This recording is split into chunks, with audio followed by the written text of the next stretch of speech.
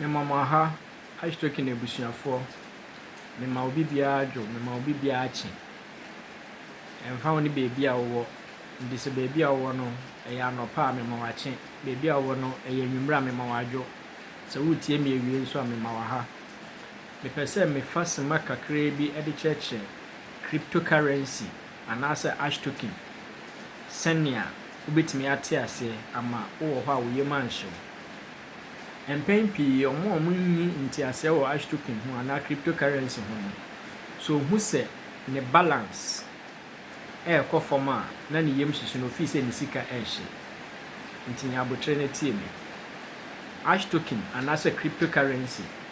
eye japade te se ne asase nso ye japade nsonso ne da ashtoken ene asase ntemu ne se ashtoken eye digital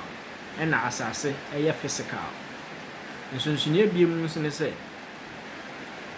asase bo de bia ekosoro emma fom da nemom ashtoken na cryptocurrency de no bo no etimi kosoro etimi so ba fom pa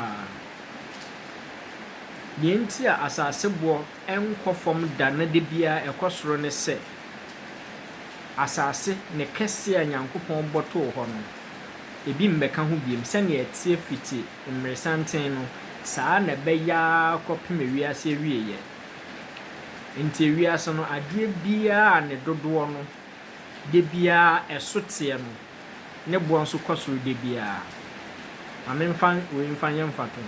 se wukodwom se wokɔ akoto tomatoes na se ese tomatoes ho akɔ atwe ke se wo pe bia wonye bia kitwe bi yede ma wa boden nanso the same tomatoes na da obekɔ na tomatoes ebusu no obi a pese oton ne de fofofo se ebe ye ebe free no so ntamanya se egu ho ebe sei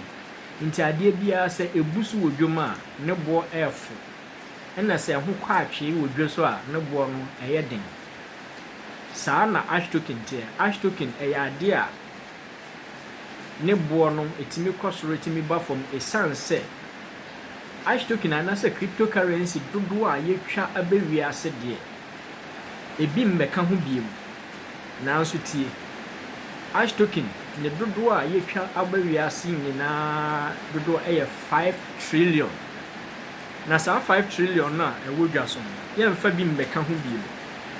nanso saa 5 trillion na ewodwa so na nkasa no emmra nkofo egusu etoto bi edi gu ho no na dodo na ewodwa so no esote enam se eso tininti eho kwa atwe nti ne bo no bekɔso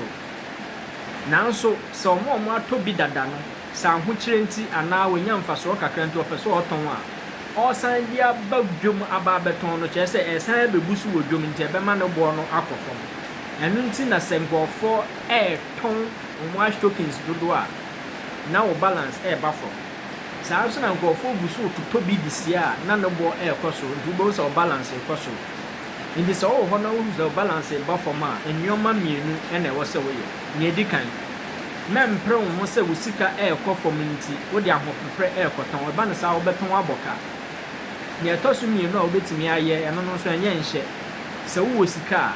ade na wo pese ne bo kɔsoro na daachi wo ton nye sika no ye kire wo se ne bo no ayefo nti wo sika tobi ka ho na fasie ama ne bo no start se kɔsoro daachi a wo sika aye dodo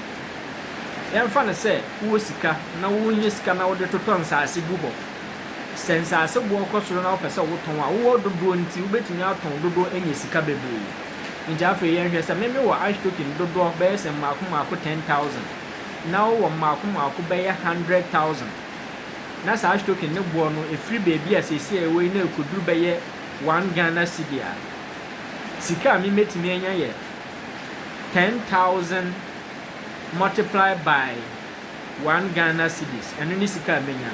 by now so 100,000 inti wo de no be 100,000 multiplied by 1 Ghana cedis into wo benye sika achem inti ashtoken anase cryptocurrency no dodo a wo and e be kire sika wo betimi enya wa abra ne bo akoso ya me nsira me gidi se we ebe ma wenya nti ase na wenya akomato yem se wo hu se ashtoken kofoma ema wo yem nso wo sika tobi kura na fasie wo ni sika nya abotre na kan na ne bo na ekofoma ebesan abaso na me nsira bye bye ashtoken a community rising.